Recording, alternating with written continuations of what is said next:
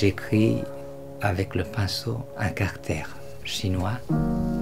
Avec ma main, mes doigts, le calme revient. Pour moi, la traduction est une autre sorte d'écriture.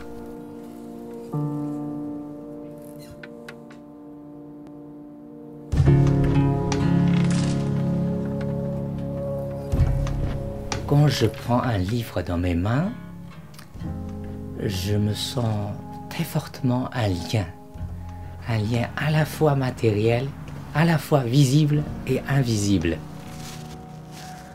La littérature française a son visage fort et vivace qui attire bien le public chinois.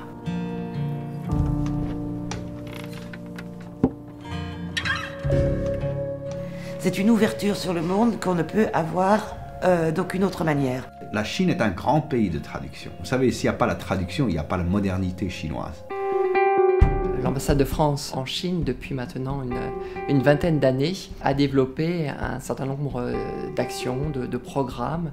Pour la première fois, une opération régionale a été organisée avec nos collègues de Séoul, de Taipei et de Tokyo, qui a permis à des intellectuels français d'interagir avec leurs collègues asiatiques.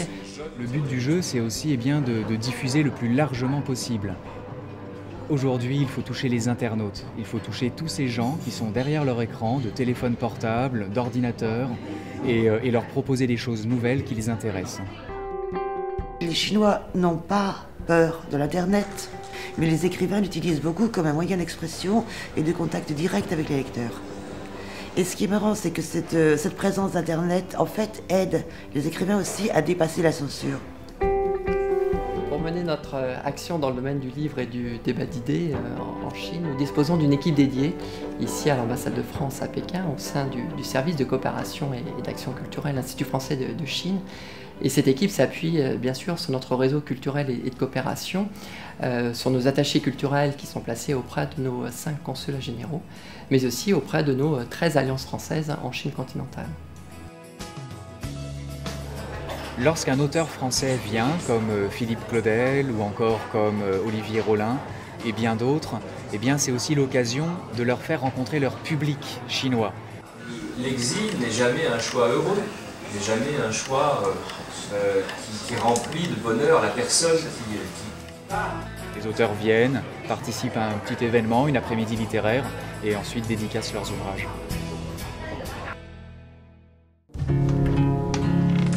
Les gens lisent moins, c'est un fait, parce qu'il y a beaucoup plus de manières de se distraire, et donc on ne prend plus un livre comme regarder un feuilleton à la télé. On vit vraiment aujourd'hui dans un monde où on a besoin des échanges, et surtout des échanges des idées. Et c'est pour ça que les traducteurs, à mon avis, jouent un rôle extrêmement important que les gens ne valorisent pas assez. Il y a 20 ans, l'ambassade de France en Chine a créé le programme d'aide à la publication Foulet. Nous avons créé il y a quelques années un site internet dédié au programme Foulet. Ce site internet recense l'ensemble des titres qui ont été aidés par le programme depuis sa création, mais c'est aussi une base de données des maisons d'édition chinoises qui publient des ouvrages français. Le programme Foulet, c'est à la fois un outil qui permet de mettre en valeur les traducteurs et on sait le rôle fondamental qu'ils jouent dans la diffusion de la pensée française à l'étranger. Le prix Foulet a été fondé en 2009 à l'initiative de l'ambassade de France. Avec ce prix, on sort un peu de cette logique de aider impartialement chaque auteur, mais on entre dans un système de stimulation. On récompense la qualité des meilleures traductions d'une année. Je suis devenu le premier président de jury, avec un jury composé de façon mixte, c'est-à-dire moitié français, moitié chinois. Les avis des Français ne seront pas nécessairement ceux des Chinois. Parce qu'on grandit sur les épaules de nos ancêtres pour aller plus loin à chaque génération dans la qualité de traduction. Ce prix ne récompense pas seulement le traducteur, mais aussi l'éditeur qui a eu le courage, qui a eu envie vraiment de traduire un livre qui parfois peut-être n'est pas nécessairement le best-seller. Et c'est pour ça qu'on insiste aussi sur les sciences humaines, parce que ce sont des livres très difficiles à traduire et qui souvent n'ont pas, si vous voulez, un effet commercial immédiat. Ce qui est intéressant dans le prix Foulet, je trouve, c'est que d'année en année, quand même, ça se développe.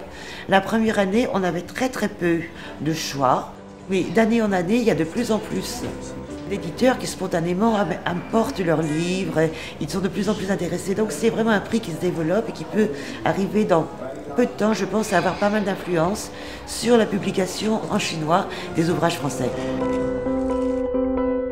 Aujourd'hui, nous sommes à une période où chaque pays a besoin d'aspirer et de respirer.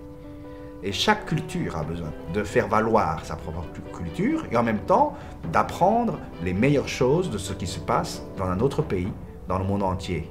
Le traducteur, il est vraiment le pivot dans cet échange et c'est vraiment, moi je pense qu'on est vraiment dans une période ou dans une époque où on a besoin de la traduction.